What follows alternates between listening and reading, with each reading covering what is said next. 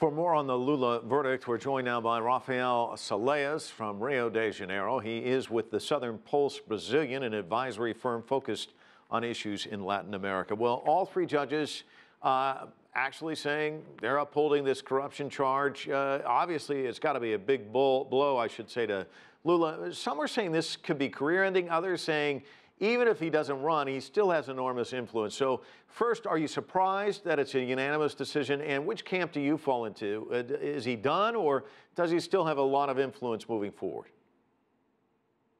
No, I wasn't surprised at all at the decision. I'd say most of Brazil was expecting a unanimous decision on this ruling, even Lula and his supporters. Now, as to the question is he done? No, he's definitely not done. He's a tremendously popular politician, and even if he were to be jailed in the next few months, he'd still hold enormous sway over the election. Oh, both supporters and protesters were out rallying ahead of the ruling. Can we expect things to get testy in the upcoming days? I mean, how divided is this country? It seems more divided than it actually is. If you look at social media, you will see a lot of divisiveness. You'll see a lot of conflict, a lot of people discussing in heated terms with each other. However, if you go around the streets today, you saw Lula supporters out en masse in a few places, but anti-Lula demonstrators were a few hundreds wherever they went out to the streets. More so, if you were a normal Brazilian going about your day and doing your job, you were certainly keeping in touch with the news regarding the court, but you weren't glued to it, and you certainly weren't manifesting yourself once the decisions came in. If this were 2015, you'd hear people screaming from the windows, you'd hear people banging on their pans.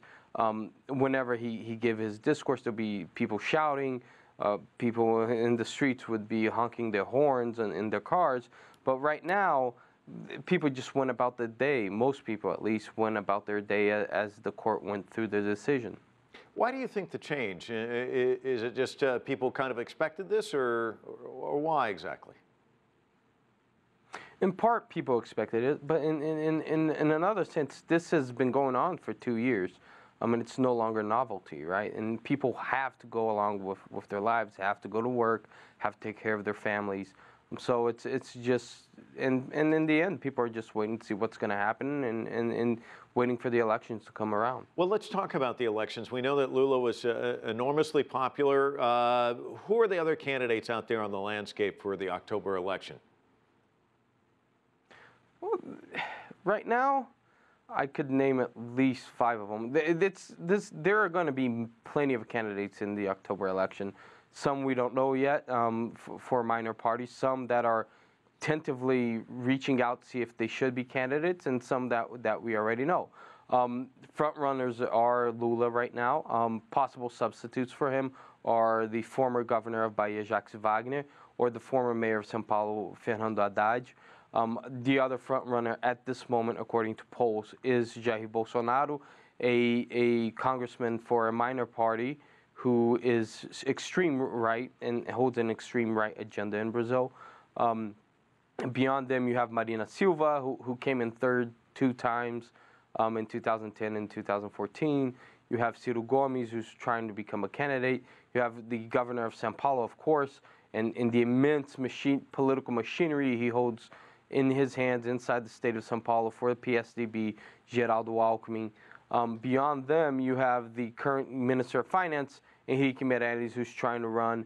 There are news that Rodrigo Maia, the current Speaker of the lower house, is also preparing himself to run for president. So there are a number of other candidates. It's going to be a crowded field, it certainly sounds like. We don't have much time, like 20 seconds or so. Give me your sense of Lula's legacy. How much is this going to put a black mark on his overall record? This is going to be the but in his record. When people talk about his government, they're going to talk about his achievements, and then they're going to make a comment and say, but at the end of his successor's government, a major corruption scandal broke out, and it was found out that it started under his government, and that he was more or less at least aware of it, if not part of it. Rafael, thanks so much for your time and your analysis. Appreciate it.